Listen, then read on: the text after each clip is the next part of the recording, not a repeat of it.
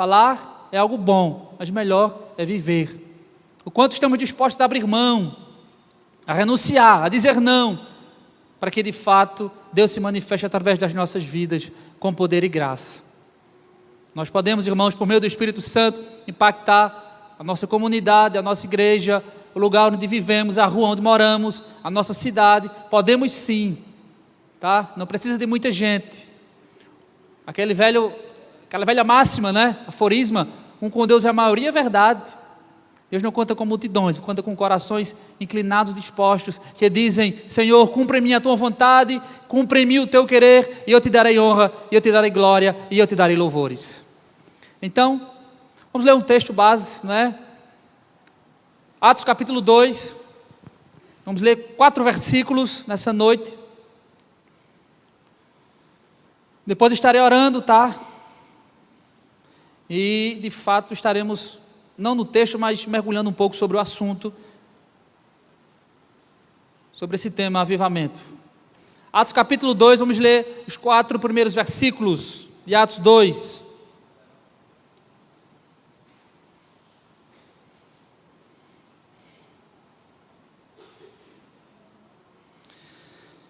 Fala sobre a descida do Espírito Santo.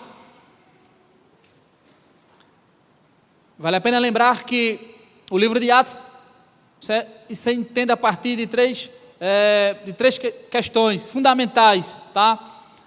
A ascensão de Cristo, a descida do Espírito Santo e a expansão do Evangelho. Esse é o resumo do livro de Atos. A descida do Espírito Santo estava extremamente condicionada à ascensão de Cristo. Cristo subiu, o Espírito desceu. Então o livro todo é resumido nesses 3 pilares: a ascensão de Cristo, a descida do Espírito Santo e a expansão do Evangelho. Versículo 1: ao cumprir-se o dia de Pentecostes, estavam todos reunidos no mesmo lugar. De repente veio do céu um som, como de um vento impetuoso, e encheu toda a casa onde estavam assentados. E apareceram distribuídas entre eles línguas, como de fogo, e pousou uma sobre cada um deles. Todos ficaram cheios do Espírito Santo e passaram a falar em outras línguas, segundo o Espírito lhes concedia que falassem. Vamos orar. Senhor Deus, te damos graças nessa noite, por essa porção maravilhosa. Ó Deus, aplica a tua palavra em nossos corações. Estamos aqui, ó Deus, como aprendizes. Só tem um mestre aqui nessa noite, e é o Senhor. Eternos aprendizes somos nós. Fala aos nossos corações. Ó Deus, vamos tratar desse tema tão importante, avivamento, Senhor. Aviva nossos corações, as nossas vidas, que possamos de fato viver esse evangelho transformador, impactante. Essa é a nossa oração, ó Deus. Amém. Como eu falei, um caráter um pouco mais, tá, de estudo hoje, tá? Eu passei um material aí para os irmãos, não sei se os irmãos, passei para o irmão Igor, tá? Se ele não passou aí, eu vou com ele. Tá, irmãos? Nesse material eu dei de início 3 dicas de leitura, tá? É muito importante conhecer a história de homens que falaram sobre o avivamento e de homens que realmente viveram o avivamento. Então aí eu indiquei, em primeiro lugar, esse livro é maravilhoso, tá? Porque tarda o pleno avivamento. Eu acho que alguém aqui já leu. Já li por duas vezes esse livro, em 2 momentos maravilhosos. Tem por escritor um teólogo, escritor do século XX, prolífico escritor, desafiava a igreja a orar, a viver uma vida de santidade. Leonardo Ravenhill, há muitas frases dele espalhadas por aí, tá? Porque tarda o pleno avivamento. Fantástico esse livro. Deu outra dica de leitura: Avivamento, obra extraordinária de Deus, Augustus Nicodemos. Também li esse livro, muito bom. Algumas porções do que vamos falar nessa noite, tá? Eu extraí deste livro, tá? Avivamento, obra extraordinária de Deus. Em terceiro lugar, uma outra dica de livro: Avivamento, Dr. Martin Lloyd Jones, tá certo? Ministro no século XX, tá? Da Catedral de Westminster, tá certo? Muito conhecido nosso, tá? E algumas frases de alguns autores, tá certo? Sobre avivamento. Billy Graham disse o seguinte: todo avivamento que já aconteceu na história do mundo ou na história da igreja deu grande ênfase à santidade de Deus. Tá bom, irmãos? Avivamento tem tudo a ver com santidade, tá? Duas coisas que não podem ser separadas. Não há um lapso entre essas duas coisas, tá? Estou avivado na igreja, lá fora, não é? Práticas mundanas erradas, tá certo? Não pode haver essa dicotomia entre uma vida de santidade, devoção e piedade a Deus dentro da igreja e lá fora uma vida descomprometida com o evangelho, tá certo? O verdadeiro evangelho é para ser vivido dos portões para fora, tá? É por isso a gente entende Hebreus capítulo 13, versículo 13, saiamos pois a ele, fora do arraial, levando o seu vitupério. O verdadeiro evangelho se vive dos portões para fora. O culto não termina no amém, nas bênçãos apostólicas, ele continua das portas para fora. Leonardo Ravenhill disse o seguinte, falando sobre avivamento: Deus não se preocupa em encher igrejas vazias, ocupa-se em encher corações vazios, tá? Às vezes muitas igrejas caem no pragmatismo, não é? Aquela velha máxima, não é fazer o que está certo, fazer o que dá certo. Está dando certo, está enchendo a igreja, então continuemos. Não, nós não entendemos assim, tá certo? Agora uma definição mais propriamente dita do termo avivamento. Essa definição dada por Augusto Nicodemos, tá bom? Fica biblicamente claro que o avivamento é a ação do Espírito Santo por meio da palavra de Deus, em que o Senhor renova o amor do cristão por ele, eleva o interesse do homem pela palavra, dá clareza espiritual e permite que tenhamos uma disposição mental aprovada diante do Senhor. Portanto, avivamento é uma obra extraordinária de Deus, em que Ele traz seu povo de volta à vida. Bela definição. Durante a história da igreja, vários períodos tivemos sobre avivamento, tá? Destaquei alguns aqui, tá certo? Eu quero passar para os irmãos nessa noite. É importante compreendermos que ao longo dos séculos ocorreram algumas categorias de avivamentos que são caracterizados, alguns eventos que são caracterizados como avivamento. Na primeira delas, a palavra avivamento surgiu em decorrência das reformas que foram produzidas pelos reis israelitas durante o tempo do reinado dividido. O reino é dividido em 930, tá? Com a morte de Salomão, e aí o reino do sul e reino do norte. Duas tribos ficam do lado do sul, tá? E 10 tribos ficam do lado do norte. Do norte estava Jeroboão I. As outras duas tribos, reino do sul, estava Roboão, filho de Salomão. Tá? Basta observar, por exemplo, os reavivamentos ocorridos nos dias de Ezequias e Josias foram reis benevolentes de Israel, tá certo? Do lado do norte, todos os reis foram maus, perversos, desobedeceram a Deus, transgrediram a sua palavra, quebraram a aliança com o Senhor. No reino do norte, do reino do sul, tivemos alguns reis bons, outros maus e outros não tão bons, tá certo? Naquele tempo, o povo se voltou para Deus, e houve grande júbilo e salvação. No tempo desses reis, como eu citei, Ezequias e Josias, tivemos outros como o rei Asa, o rei Josafá, tá?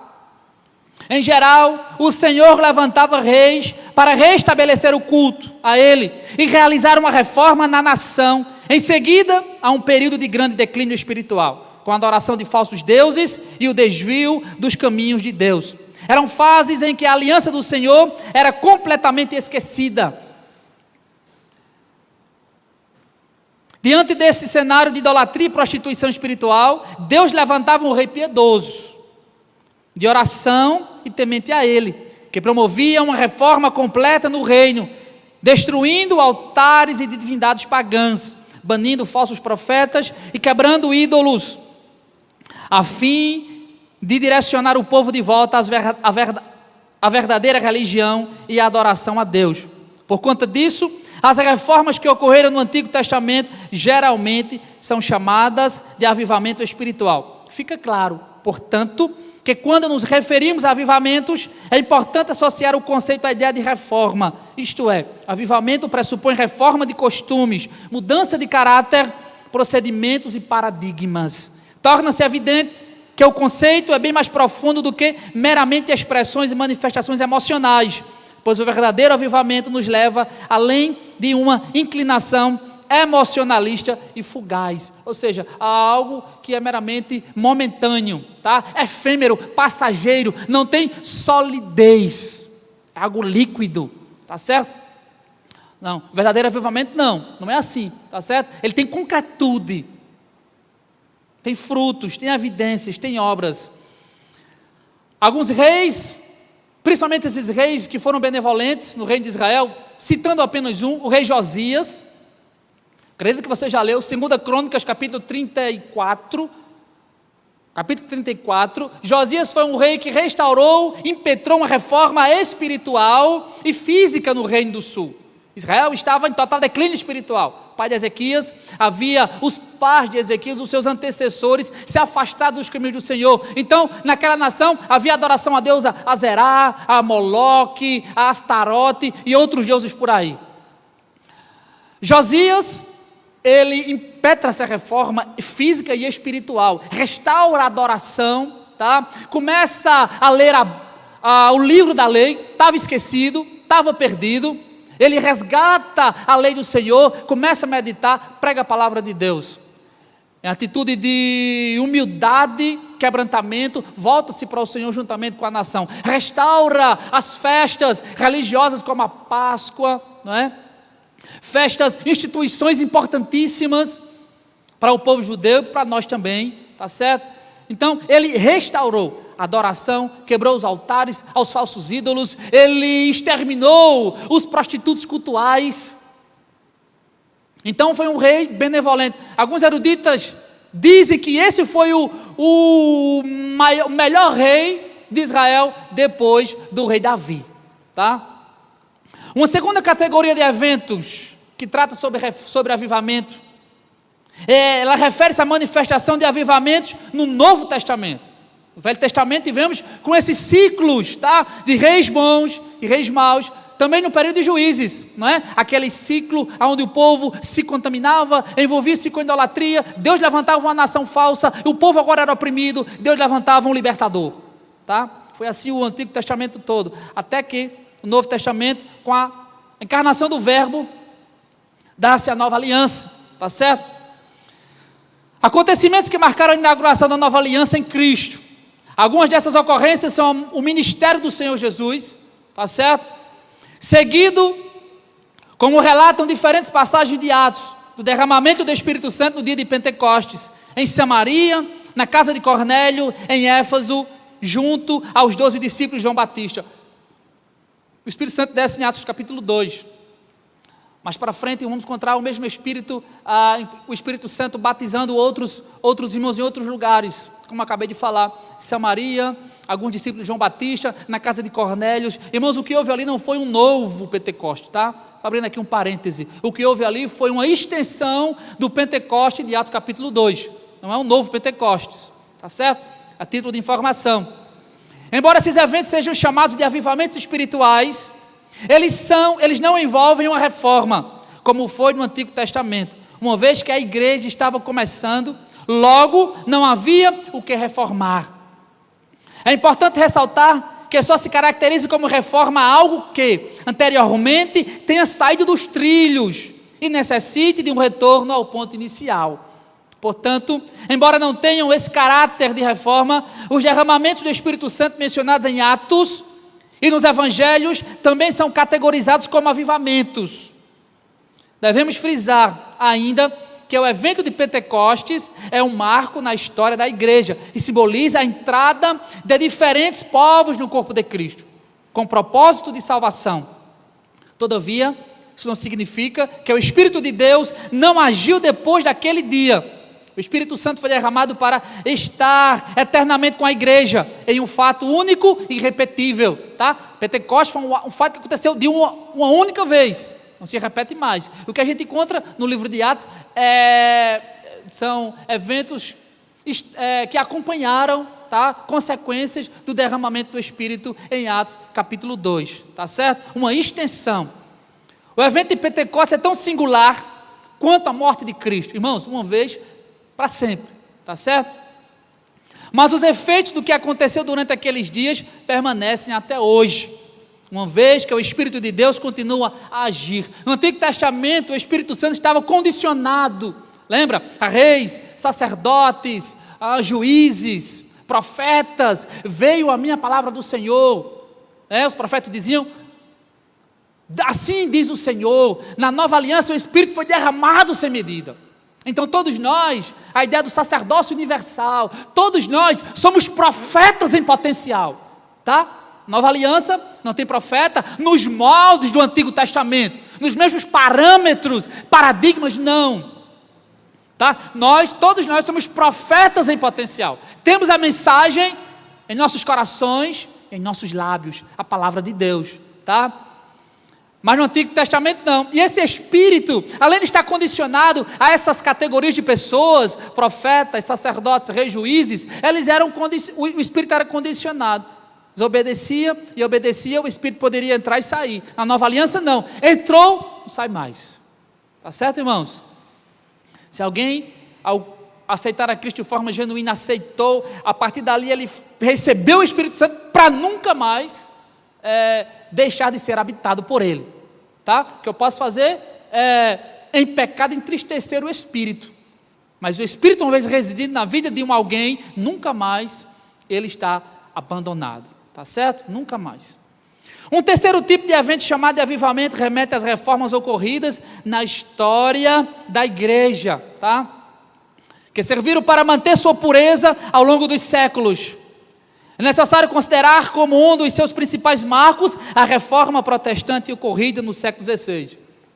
É bonito falar sobre a reforma, não é? É gostoso, é um tema atrativo. A reforma foi, irmãos, um movimento que teve como propósito um retorno ao verdadeiro evangelho. Ou seja, um retorno, uma retomada às doutrinas apostólicas, ao ensinamento dos apóstolos. No século XVI a igreja vivia período de densas trevas, tá? A igreja estava vivendo um verdadeiro declínio moral e espiritual. Agora, irmãos, isso era perpetrado por aqueles que se diziam servos de Deus. Pior de tudo, a igreja estava declinando moral e espiritualmente por conta desses que se diziam servos do Senhor. A igreja vivia período de misticismo, sincretismo religioso, de idolatria, não é? Hoje nós repudiamos veementemente imagens, estátuas. Nós não somos assim, somos iconoclastas, não é? Não aceitamos ícones, mas cuidado, irmãos, tá? Porque como disse João Calvino, o coração do homem é uma fábrica de ídolos, não é? A gente pode perfeitamente lá no âmago do nosso coração ter algum Deus escondido, que só a gente e Deus sabe. O que era um ídolo? A melhor definição de ídolo que eu já encontrei foi: ídolo é tudo aquilo que ocupa a primazia em nossos corações, e quando perdemos a razão de viver. A gente que quando perde o seu totem, o seu ídolo, ele não tem mais motivo para sorrir, né? Pode ser uma namorada, pode ser um namorado, pode ser bens materiais, pode ser dinheiro, pode ser o sexo, pode ser o prazer, qualquer coisa pode ser um ídolo. Então cuidado, somos iconoclastas, aborrecemos imagens, estátuas, nada pode retratar Cristo em desenho ou figura, porém temos que ter cuidado com o nosso coração, amém? E Martinho Lutero afixou as 95 teses, né? Pregando contra a compra da indulgência, não é? Você adquiriu o perdão de Deus por meio de um pagamento, não é verdade? As pessoas compravam cargos eclesiásticos, era chamada simonia. Já pensou? Os cargos eclesiásticos estavam à venda. Naquela época, o que era conversão genuína nos primeiros séculos, durante a perseguição, passou a ser conveniência. Porque ser crente, ser evangélico, tinha futuro diante da sociedade. Tá certo? Tinha valor diante dos homens. Então assim, o que era conversão de fato, genuína, tornou-se apenas conveniência. Era conveniente ser crente. Hoje é uma moda ser crente, não é? Que tem cantor de funk, atriz, cantor sertanejo dizendo que é crente, não é brincadeira. É moda, não é? Virou moda. Não estamos muito diferentes do século XVI.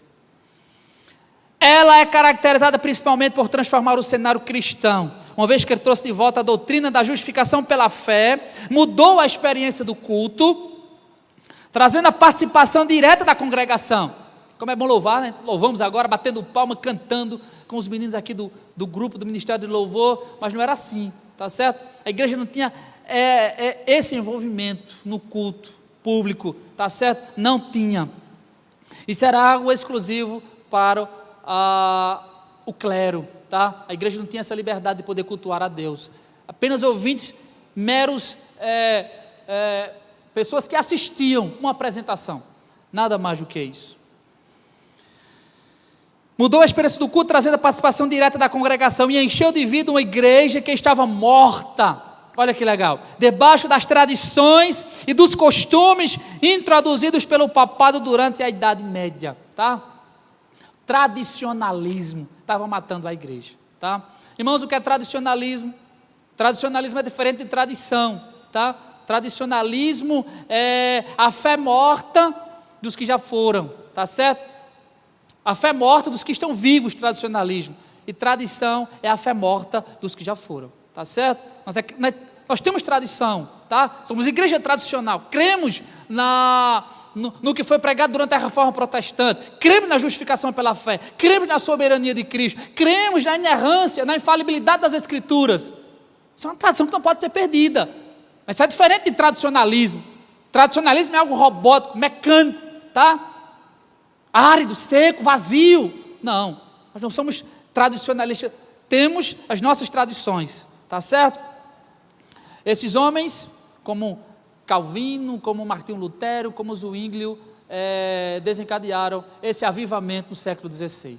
Calvino pregava exaustivamente, fazia menção exaustivamente da justificação pela fé, né? Romanos capítulo 1, versículo 16 e 17, justo viverá pela fé. Já Calvino enfatizava excessivamente a soberania de Deus. Já leu as Institutas de Calvino? A soberania de Deus. Pois bem, outro momento histórico que deve ser evidenciado é a eclosão do grande despertamento na Europa e nos Estados Unidos no século XVIII. Ouviram falar de homens como Jonathan Edwards, né? John Wycliffe, John Wesley, Charles Wesley, tá? David Brenner. Esses homens foram homens que, na sua época, por meio da pregação do Evangelho, viveram períodos de avivamento, conversões em massa, pessoas arrependidas, com seus corações compungidos, forte convicção de pecado, se aproximavam de Cristo Jesus, confessando os seus pecados e recebendo o Senhor como o seu único e suficiente Salvador, tá?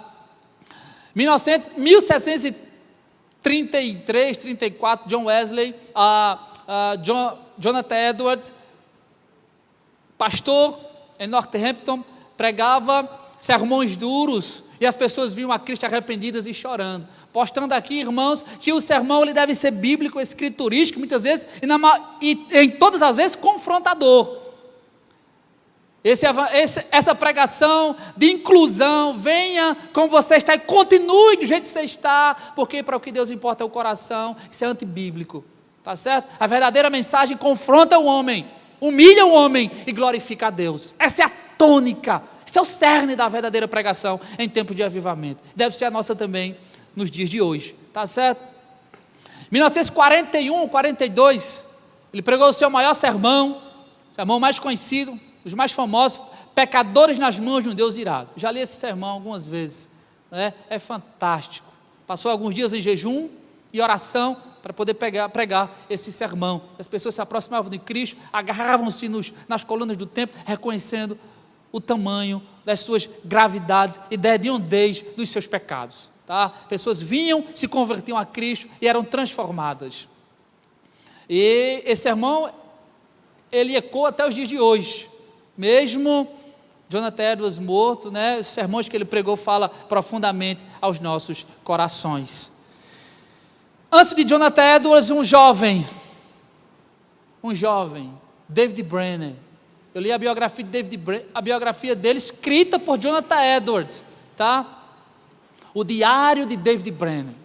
Eu já li, é fantástico. É até hilário porque David Brenner muitas vezes se coloca como um jovem melancólico. Ele sentia uma dor profunda na alma por ver as pessoas perdidas caminhando para o inferno. Perdidas, e o seu coração ficava atormentado, a sua mente angustiada. E ele foi pregar aos índios do rio Delaware, Nova Jersey, nos Estados Unidos. E ele foi pregar com 20 e poucos anos de idade, e diz na sua biografia que o seu intérprete, ele não falava a língua daqueles selvagens, não falava, e o intérprete dele era um índio daquela tribo, só que na maioria das vezes que ele pregava, o índio estava embriagado, bêbado, até lá, porque ele dizia, mas Senhor, assim não dá, pelo menos esse que está comigo aqui tem que ter os seus olhos abertos, tem que ser uma nova criatura. E a primeira pessoa a se converter ao seu intérprete, e ele morre aos 29 anos de idade, com tuberculose, quando ele cuspia sangue. Ele ficava na aldeia daqueles índios e não tinha onde dormir, e dormia na palha, e ele não tinha um quarto, um hotel de 5 estrelas para dormir, não, ele ia para aquele lugar, e se adentrava dentro das matas, e orava, e se angustiava, e chorava, até que Deus transformou o coração daquela tribo. Morreu com 29 anos de idade, mas uma tribo inteira foi alcançada para a glória de Deus, por causa da pregação de um homem, de um jovem. Isso é o verdadeiro avivamento. Desejo por Deus, desejo por mais do Senhor, pela sua presença, menos de mim. A gente não canta isso, irmãos? Menos de mim, mais de ti. Mas o quanto estamos dispostos a de fato vivermos isso em nossos corações, em nossas vidas. John Wesley, juntamente com George Whitefield, pastores, ministros da igreja da Inglaterra, tá? Da igreja da Inglaterra, eles pregaram a palavra de Deus na época, no século XIX, no século XVIII, século XIX, melhor dizendo, e pessoas foram transformadas para a glória de Deus. Engraçado que um era calvinista e o outro era arminiano, sabia disso? Eles eram amigos, mas Whitefield era calvinista e Wesley era extremamente arminiano, e havia muitas vezes algumas farpas entre eles, mas nunca de forma desrespeitosa, não é? Um reconhecia o outro como servo de Deus. Muitas vezes as pessoas queriam ali atiçar algum clima de animosidade entre os dois. As pessoas perguntavam ali ao Whitefield, o que você tem a dizer de John Wesley? Ele disse, John Wesley é um homem de Deus, eu quero que ele pregue no meu funeral. E realmente John Wesley pregou no funeral de Whitefield. Perguntaram a John Wesley, o que você tem a dizer sobre Whitefield? Será que quando ele morrer você vai encontrá-lo no céu? Ele disse, não vou, eu não vou vê-lo no céu, não o verei no céu. Não o verei no céu porque ele vai estar tão próximo de Deus que eu não vou chegar perto dele. Você vê, um era de doutrina calvinista, o outro de doutrina arminiana, mas viveram com seus corações compungidos em pregar a palavra de Deus. Foram barrados pela igreja anglicana naquela época, decidiram sair para as ruas para pregar o evangelho, foram para as ruas, e milhares de pessoas se amontoavam nas ruas para ouvi-los pregar a palavra de Deus. Século XIX, um outro grupo de ministros, de evangelistas, como Dwight Lyman Moody, o maior evangelista do século XIX, na primeira parte do século XIX, Charles Spurgeon, tanta gente fala sobre ele, não é? O príncipe dos pregadores, pregava a palavra de Deus também. Hudson Taylor, agora falando sobre alguns missionários, eu li alguns dias atrás a biografia de Hudson Taylor, é impactante, é algo assim que choca, não é? Irmão, eu só peço graça a Deus para que possa viver um pouquinho do que esses homens viveram, não é verdade? A gente precisa conhecer mais a história desses homens e ver o quanto nós estamos distantes, longe do que esses homens fizeram. Não é questão de perder a salvação ou não. Se você é crente, você está salvo em Cristo Jesus. Mas, irmãos, é uma questão de doar-se mais por amor a Cristo, por amor ao Evangelho. Aquele que tanto deu por nós, irmãos, merece nada menos do que tudo. Nada menos do que tudo. E Hudson Taylor, na sua biografia, já com mais de 80 anos, ele foi dar uma palestra para um grupo de missionários que ia para a China, foi convidado. Ele perdeu sua família, perdeu sua esposa, enterrou lá na China, e aí perguntaram a ele duas coisas. Hudson Taylor, o que você tem a dizer sobre a sua família? Ele disse, que eu tenho a dizer para você sobre a minha família, que um dia estaremos todos juntos novamente no céu. E sobre a China, ele disse: 1000 vidas eu tivesse, 1000 vidas eu daria pela China. Então são testemunhos, irmãos, impactantes de pessoas que realmente foram avivados, viveram uma vida transformada por amor a Cristo. Pois bem, William Carey, né, foi missionário lá na Índia, tá certo? A Dona Judson, que foi na Birmânia, tá? Citando alguns avivalistas missionários, tá certo? Adiantando, entre nomes de destaque desse período estão George Whitefield, Jonathan Edwards, acabei de falar, cujos ministérios foram instrumentos divinos para a transformação de cidades inteiras e muitas conversões a Cristo. Quarta categoria de avivamentos inclui os extraordinários agires de Deus em campos missionários no século XX.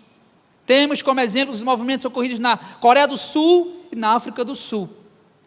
Essas poderosas atuações do Espírito de Deus no campo missionário têm em comum o fato de terem ocorrido por meio do movimento pentecostal, com desdobramentos em diversos continentes. Agora, irmãos, eu falei um avivamento aqui um pouco mais coletivo, né? Impactou uma cidade, uma nação, um país. Agora, e você? Será que eu posso viver em particular um avivamento?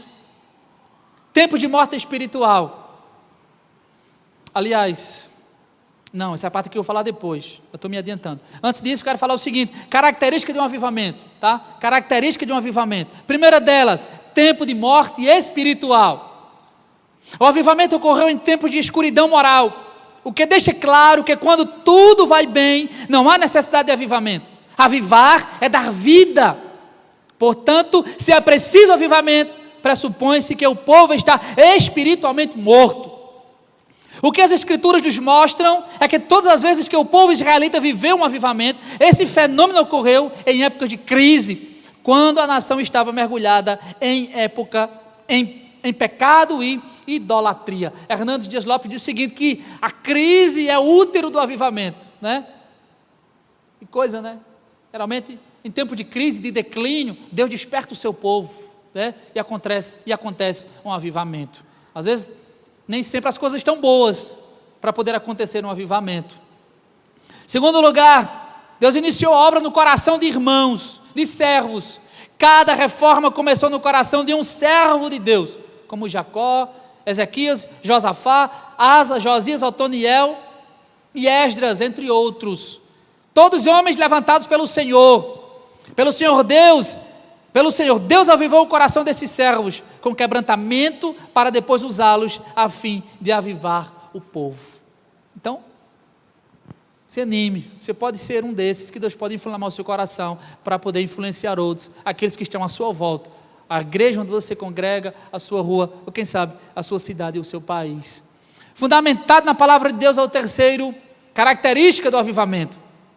Cada avivamento espiritual fundamenta-se necessariamente na palavra de Deus. Lembra de Josias? Josias pegou o livro da lei. Lembra de Esdras e Neemias? Voltaram-se para a lei do Senhor. Lembra da reforma protestante? Sola Escritura. Ela é inerrante, infalível e totalmente confiável. Boa parte das reformas espirituais foram resultados de obediência à palavra de Deus. Embora o livro da lei tenha sido mencionado explicitamente apenas em 2 casos, Esdras e Neemias e Josias, tá? É possível pressupor que os demais obedeceram à lei de Deus, visto que fizeram o que consta nos preceitos divinos, ou seja, para experimentar a obra extraordinária de Deus, os homens tiveram de obedecer a Deus. Portanto, fica claro que a obediência é o ponto-chave do avivamento. Quarto lugar, a adoração. O avivamento leva o povo a adorar o Senhor. Oh, irmãos, isso é algo que a gente não abre mão, não é? Ser um adorador. Tem coisa melhor, irmãos, do que estar na casa de Deus? Alegrei-me quando me disseram, vamos à casa do Senhor. Nosso culto deve ser, irmãos, entusiasmado, né? Deve ser para cima, com palmas nas mãos. Por isso que a gente toca, né, instrumentos de corda, tambores, e a gente faz barulho, né? Barulho santo para a glória de Deus. O que é um culto? Culto é uma convocação solene, uma assembleia solene, é uma santa convocação. É Deus chamando seu povo para adorar. Isso deve ser feito com entusiasmo. O entusiasmo mostra que Deus está presente, tá bom? Mas também deve ser feito com temor, com reverência, tá certo? Com reverência. A gente não pode confundir tristeza com reverência. Também não pode confundir desordem com avivamento. Cuidado, tá certo, irmãos? A gente pode cair em um destes dois polos extremos. Não, nós precisamos de uma igreja entusiasmada, mas de uma igreja reverente. Precisamos de igreja reverente e de uma igreja entusiasmada. O nosso culto deve ser reverentemente alegre e alegremente reverente. Esse é o culto ao nosso Deus, com alegria, tá? Ninguém faz festa calado, faz? Nunca fui a uma festa, não estava todo mundo calado. A gente louva o Senhor, a gente canta, dá glória, a gente, não é? Mas tudo isso com reverência. Então, uma outra característica de um verdadeiro avivamento é a adoração ao Senhor. Adoração entusiasmada e com temor, com reverência. A gente não abre mão disso. Isso aconteceu em todos os casos relatados nos avivamentos que eu li. O alvo do avivamento espiritual é trazer o povo de volta à adoração ao único Deus verdadeiro. E da forma como Ele determinou. O avivamento verdadeiro promove o culto, o louvor e o serviço ao Todo-Poderoso. Deus deve ser o centro.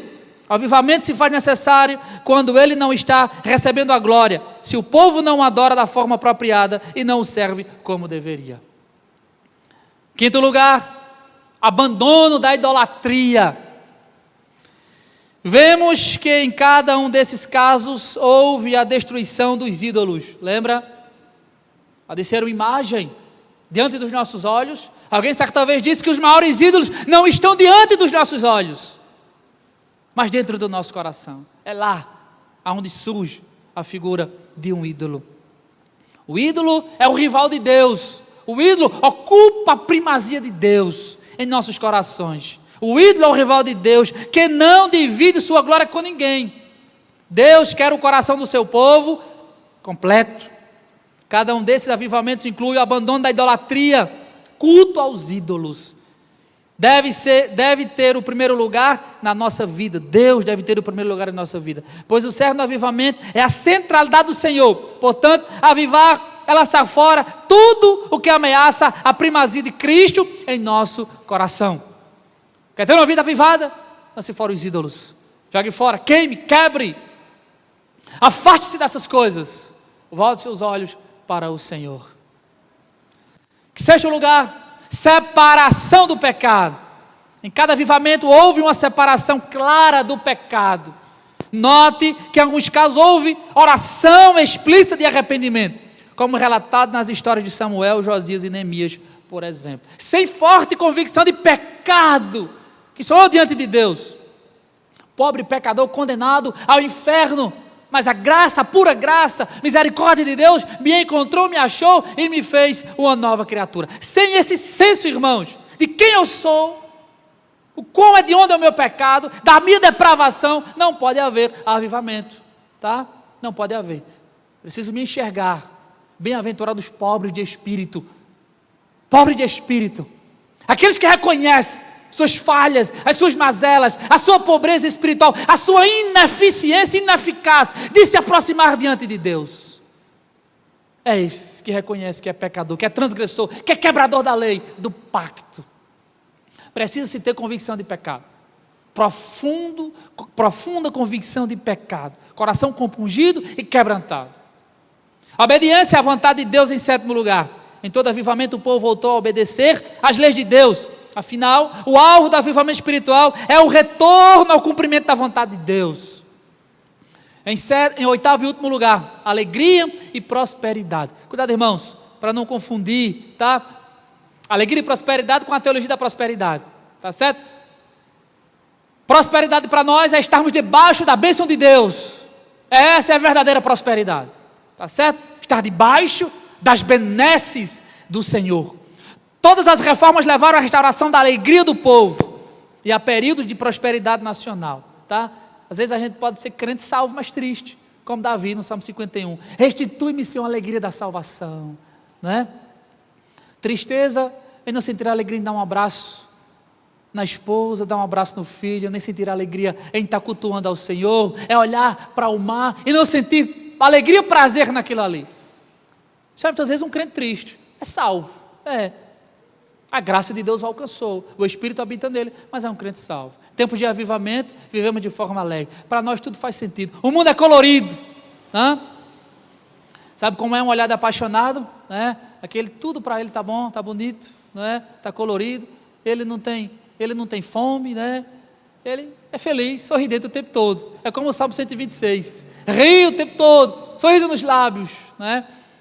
Eu, quando namorava com a Amanda, eu comecei a emagrecer, Márcio, emagrecendo. Aí a mamãe dizia: esse menino está doente, vamos dar remédio. Não, era amor no coração, paixão, perdia até a fome.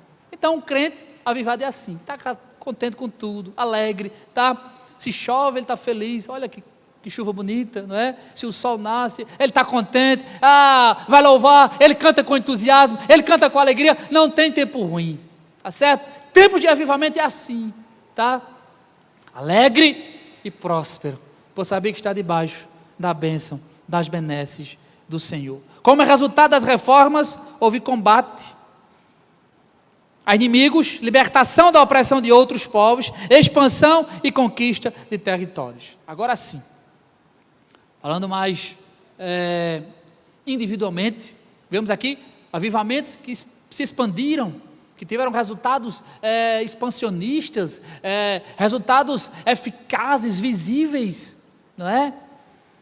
Mas agora queria falar sobre nós, individual, em particular. Será que eu posso viver uma vida avivada? É claro que pode. O avivamento individual nada mais é que a manifestação da vida do Cristo ressurreto em uma pessoa. Olha, o que só é possível mediante a mortificação do pecado e a consciência de que se está andando pela graça e não debaixo da lei. Você é convicto que você é pecador, de que você está no melhor lugar que alguém poderia estar, de que você está servindo ao Deus único e verdadeiro. Você tem essa convicção, esse entendimento, isso é patente na sua mente, então considere-se uma pessoa viva, para a glória de Deus. Temos como componente do avivamento bíblico a ação do Espírito Santo na vida do cristão, que faz com que tais fenômenos se tornem realidade, uma vez que é Ele quem nos capacita diariamente. Agora, irmãos, avivado como igreja, avivados como indivíduos, para quê? É para apenas canalizar, reter esse avivamento? É apenas para isso? Conhecemos muito, sabemos muito, temos boa vontade, mas isso não basta, isso não é suficiente, é preciso compartilharmos. Conhecimento retido não tem valor algum. Para que nós queremos poder do alto, irmãos? Para que queremos enchimento, plenitude do Espírito Santo? Qual a razão de pedirmos isso ao Senhor? É para dar uma satisfação a alguém? Que está na moda? Não, a razão de termos a plenitude do Espírito Santo é para gozarmos da presença de Deus maravilhosa, uns dos outros, e para compartilharmos o Evangelho com quem não conhece a Jesus. Você tem feito isso? Quando falamos sobre missão, a missão da igreja em tempo de avivamento, Quando falamos sobre missão, no contexto do Evangelho, estamos nos referindo a uma tarefa específica que Jesus deu à igreja. Qual tarefa foi? Ir por todo mundo, pregar o Evangelho a toda criatura. As palavras do Senhor: vão ao mundo inteiro e anunciem as boas novas a todos. Quem crer, for batizado, será salvo, mas quem se recusar a crer será condenado. Marcos 16, 15 e 16. Fazer obra missionária é importante ressaltar. Não tem nada a ver com o fato de se ter ou não experiência de avivamento. A tarefa de testemunhar Cristo a todas as nações nos foi dada e deve ser cumprida a todo momento. Essa é a ordem de Deus para nós. Irmãos?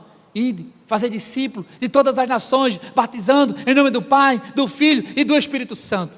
E eis que estarei convosco até a consumação dos séculos. Isso não é uma questão de estar vivendo o avivamento ou não. É uma questão de discípulo. Você é discípulo, você tem que discipular outros. Você foi consolado para consolar. Você conheceu essa graça, você deve compartilhar essa graça. para que outros sejam transformados. Porém, tempo de avivamento, isso acontece de uma forma, irmãos, mais intensa, tá? As conversões que aconteceriam devagar, em tempos de avivamento, elas acontecem aos montões, tá certo? Avivamento de me lembrei agora, Evan Roberts, né, no País de Gales, em 1904, um jovem com 26 anos, decidiu orar com outros jovens, não é? E pregar a palavra de Deus, e a nação inteira foi alcançada. Estima-se que 100 mil pessoas foram convertidas ao Senhor.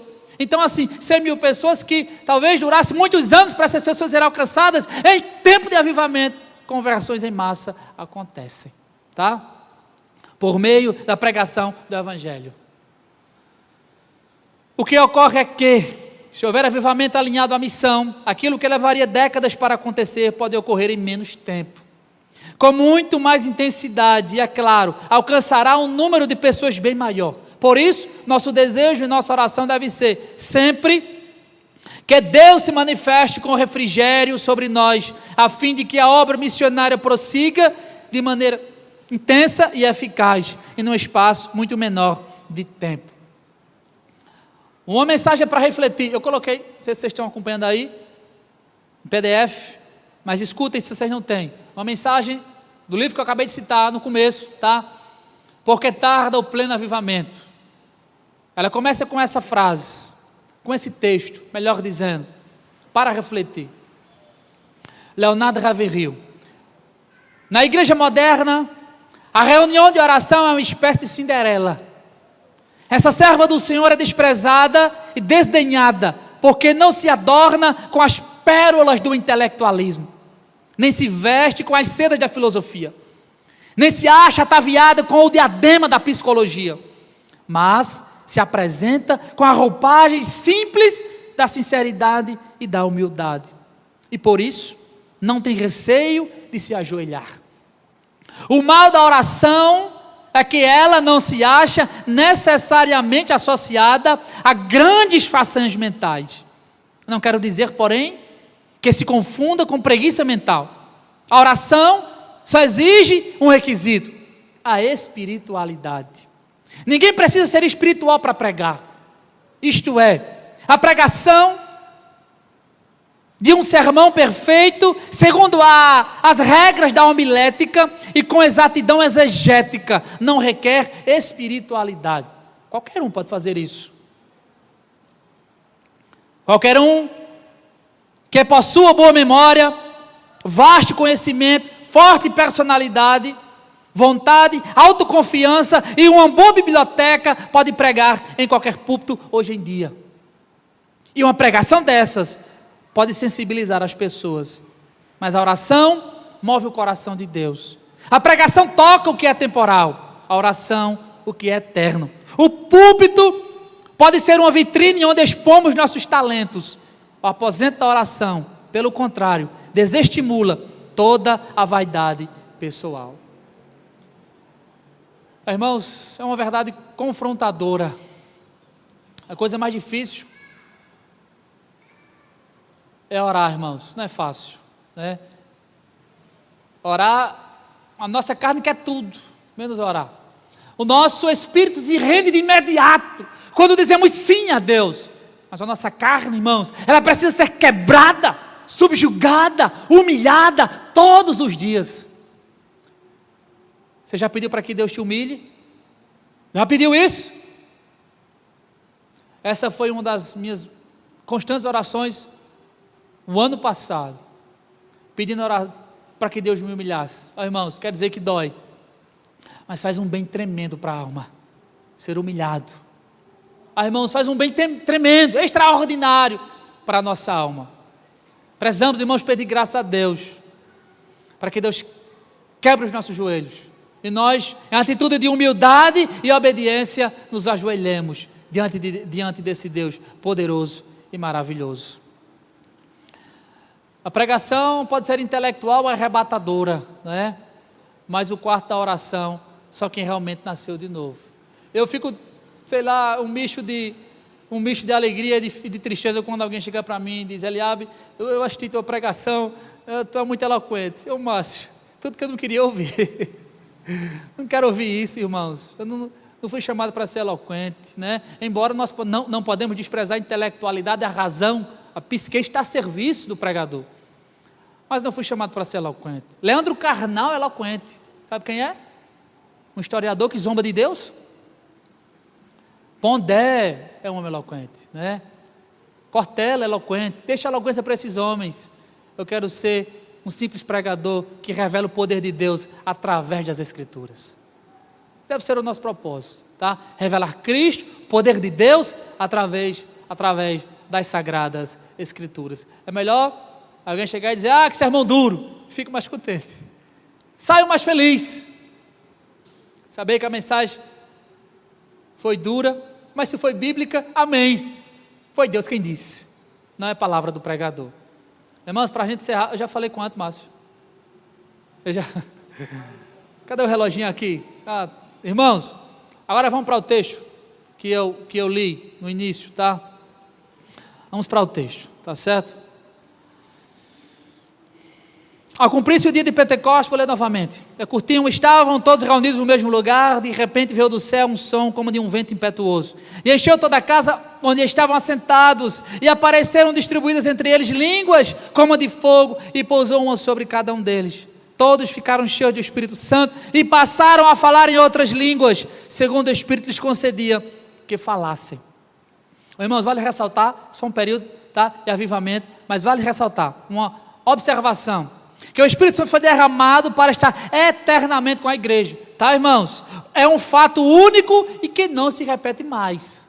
Pentecostes não se repetirá mais, tá certo? Que temos depois uma extensão do Pentecoste, avivamentos proporcionados por esse Espírito que já desceu, que já está entre nós, tá? Já está entre nós. Em primeiro lugar, em tempo de avivamento que existe, é um fervor em oração. Volte para o capítulo 1 e veja os versículos 4 e 5. Volte para o capítulo 1 e veja os versículos 4 e 5.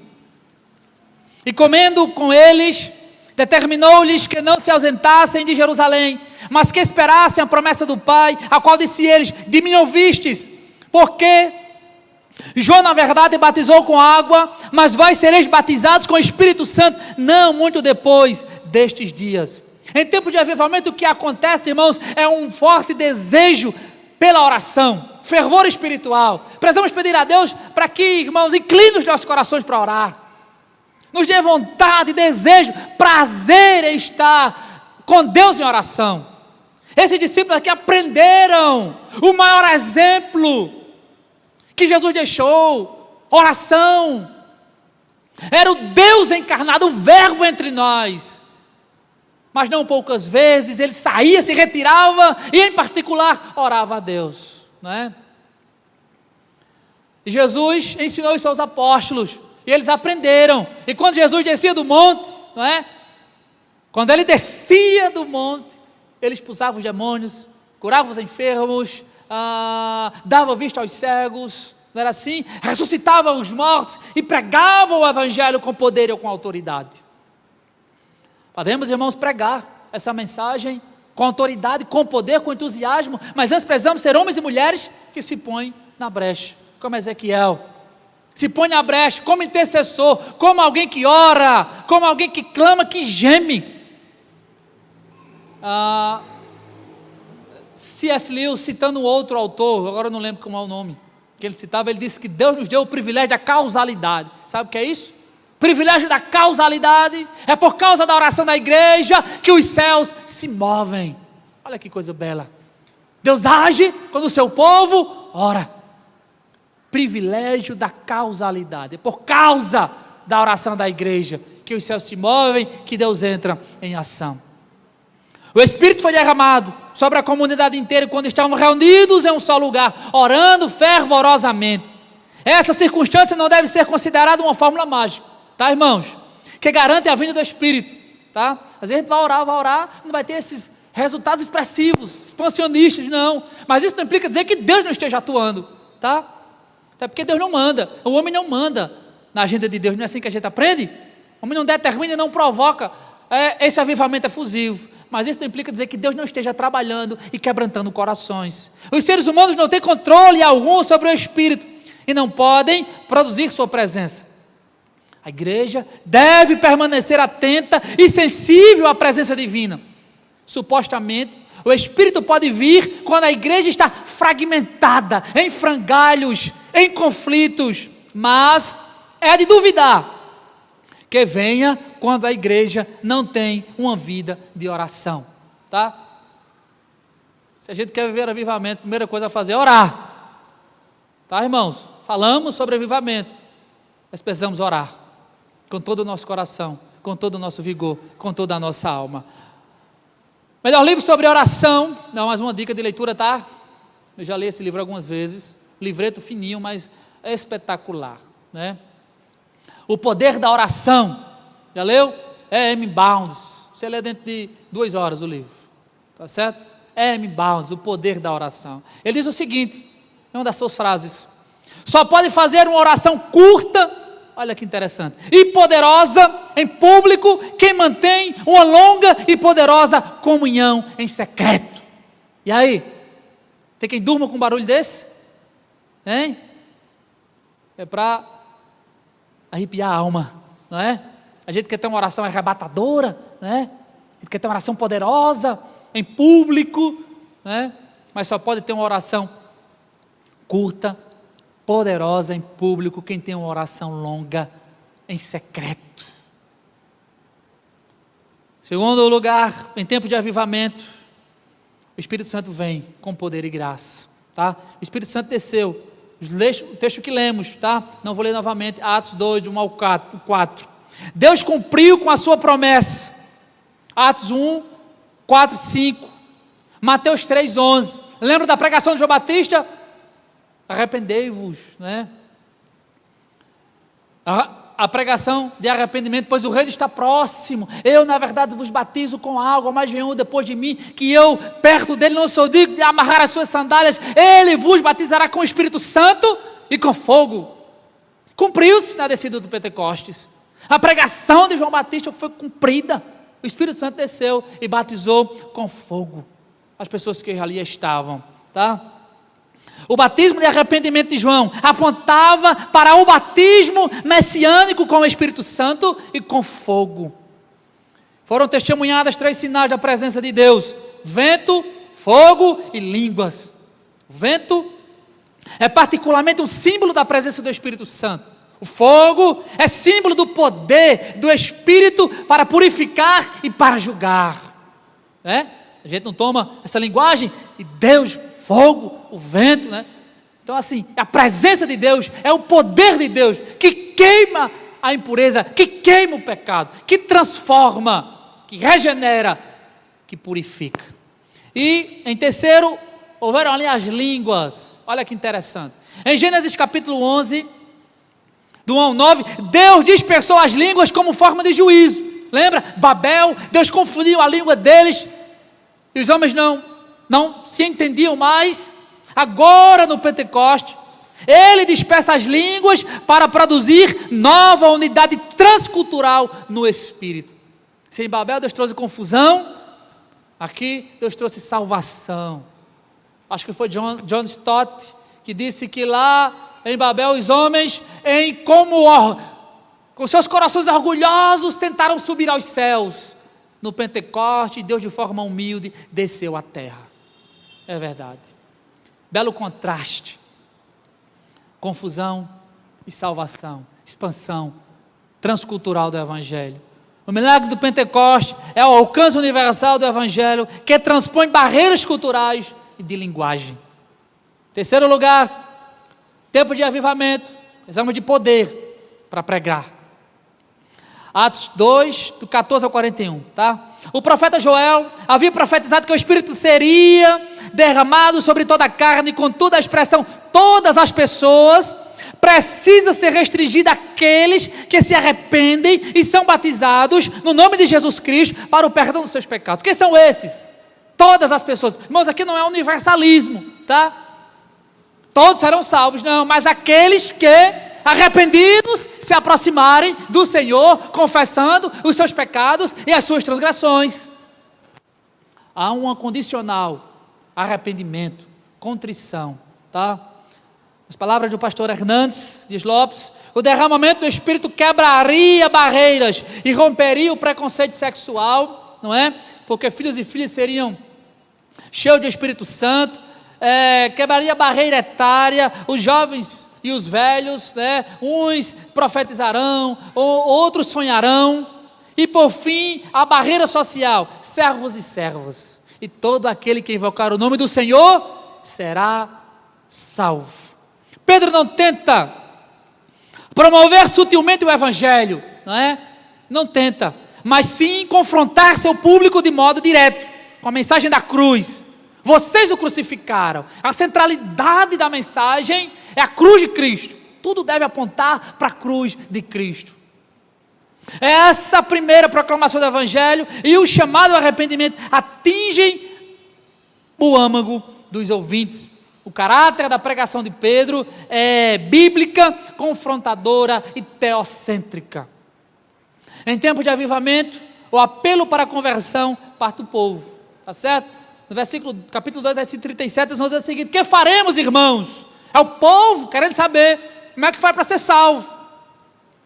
O povo pergunta, não é o pregador fazendo um apelo, é o povo querendo saber como é que faz para ser salvo. A pregação precisa ser direta e confrontadora. Ela precisa gerar a agonia do arrependimento.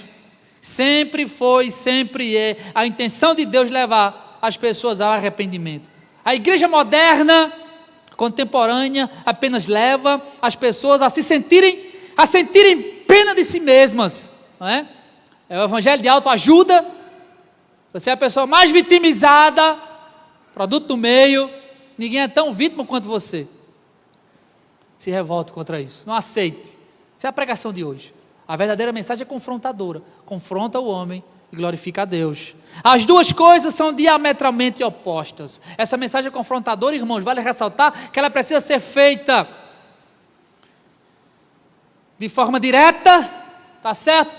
Apontando o pecado, denunciando o pecado, mas com lágrimas nos olhos, tá certo, irmãos? Somos a comunidade da verdade, tá? Nossa pregação é genuína, mas somos a comunidade do amor. Pregar aos pecadores a verdade sem amor também não tem valor. Precisamos pregar, denunciar o pecado, mas fazer isso com o coração quebrantado e contrito. Terminando. Poder, quarto lugar, para viver o Evangelho.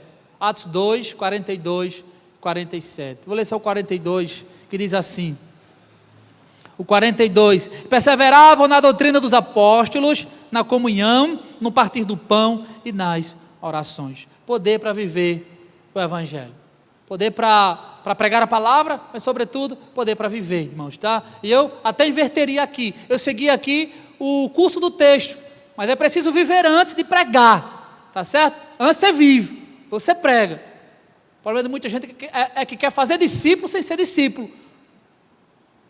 Você precisa antes aprender, viver antes, para depois pregar a palavra de Deus. Na doutrina, precisamos de orar, precisamos de ter uma igreja bíblica, escriturística, tá, irmãos? Sabe por quê, irmãos? Porque quando a gente ora e despreza as escrituras, nos tornamos o quê? Um radical, colocando a experiência acima da revelação. E quando a gente só lê a Bíblia em detrimento da oração, nos tornamos um intelectual orgulhoso, colocando o intelecto, a razão acima da experiência, acima da revelação, tá certo? Então, nem a experiência, nem o intelecto está acima da revelação, tá certo? Precisamos de uma igreja viva, isso vem por meio da oração, e precisamos de uma igreja bíblica, isso vem por meio da doutrina dos apóstolos, tá bom? Uma igreja ortodoxa, tá? Mas uma igreja viva, que prega a verdade e que vive a verdade. Comunhão, precisamos de ter comunhão, tá, irmãos? Em tempo de avivamento a igreja tem comunhão uns com os outros. O que é a igreja, irmãos? A igreja é um povo que está em aliança com Deus e uns com os outros, tá? Nosso relacionamento é na vertical e é na horizontal. Nos relacionamos com o nosso Pai, mas com os nossos irmãos, tá certo? A igreja precisa ter comunhão. Comunhão, irmãos, o que é a igreja? A igreja é unidade na diversidade. Lembra da metáfora de Paulo? O corpo de Cristo com a igreja? Unidade na diversidade. Somos diferentes, mas o que está em interesse, mas o que está em jogo aqui não são os meus interesses em particular, mas o reino de Deus. Não queremos uma igreja perfeita nesse mundo, mas queremos uma igreja onde os nossos interesses estão em último lugar, e o que é buscado, priorizado, é o reino de Deus e a sua justiça. E a adoração, tá certo? Falei há pouco que a adoração deve ser entusiasmada e reverente. Precisamos de igreja alegremente reverente e reverentemente alegre. Conclusão, diga amém. Agora vocês dizem, né? Estou brincando, irmão, sei que vocês absorveram, né? Estou brincando. Irmãos, conclusão, 3 perguntas, tá? Nessa noite, para nós. O tema avivamento é apenas objeto de estudo ou é um real desejo do nosso coração? Se for objeto de estudo, nota 10 para nós, hein? Estamos tratando sobre esse assunto, não é? Mas se realmente é desejo do nosso coração, precisamos muito mais do que boa vontade, tá? Temos que melhorar muito. Precisamos pedir a Deus para que quebrante, nos humilhe, nos molde nosso caráter, incline o nosso coração. Precisamos desejar Ele mais do que tudo. Ele merece nada menos do que tudo. Segundo, de que maneira esse tema tem impactado a minha vida, sua vida. Nós temos de fato, irmãos, desejado e de certa forma temos evidências de alguém que tem buscado a Deus, em Deus um verdadeiro avivamento. Será que as pessoas que estão à nossa volta têm visto em nós alguém que realmente tem buscado ao Senhor de coração, corpo e alma? De que maneira isso tem impactado a minha vida como cristão, como filho, hein? Como marido, como esposo, como mulher, como mãe, como pai, como pastor, como ovelha? De que maneira isso tem impactado a minha vida como cidadão, como estudante, hein? Ou será que esse tema está restrito a 4 paredes? Na universidade, na escola, no futebol, isso não importa.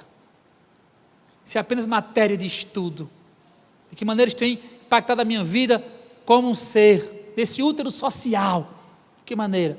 Em terceiro e último lugar, o que vem primeiro? Uma reforma ou um avivamento?